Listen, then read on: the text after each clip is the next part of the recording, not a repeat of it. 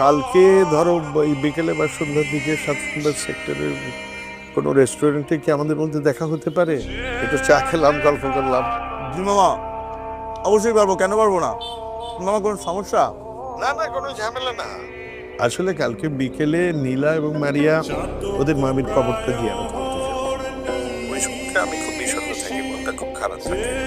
তো হঠাৎ করে ভাবলাম তোমার সঙ্গে আমার যদি একটু দেখা হয়, একসাথে বসে গল্প করলাম, চা খেলাম, এই আর কি। ও আচ্ছা, ঠিক আছে মামা, কোনো সমস্যা নাই, আমি আসবো। আচ্ছা ঠিক আছে।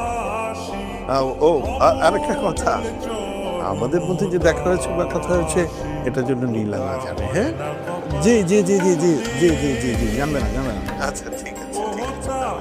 খোদা হাফেজ। কি রে, বুঝলাম না বিষয়টা, তোর বিপদ হয়ে গেল রে।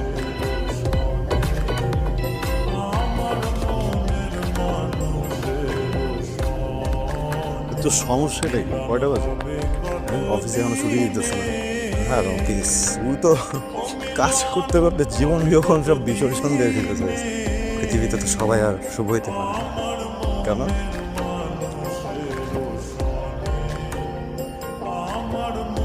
শুভ আবার কি করলো? এই যে জীবনের কেয়ারই করলি না, জীবনে দাসত্ব গ্রহণই করলি না। সেটা ঠিক আছে, আসলে আমাদের চাকরি চাকরি হবে না, বুঝছিস? 7-8 ঘন্টা একটা জায়গায় বসে থাকলে কোমর না, মগজ শুদ্ধ ব্যথা হয়ে যাবে।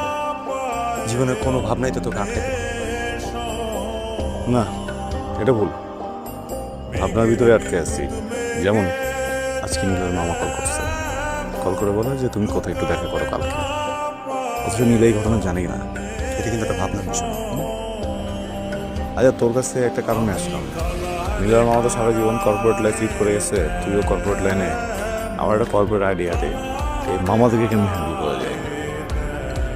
শোন, যদি আমি প্রেম করে বিয়ে করছি, কিন্তু এই সম্পর্কে না আমার কোনো ধারণাই নেই।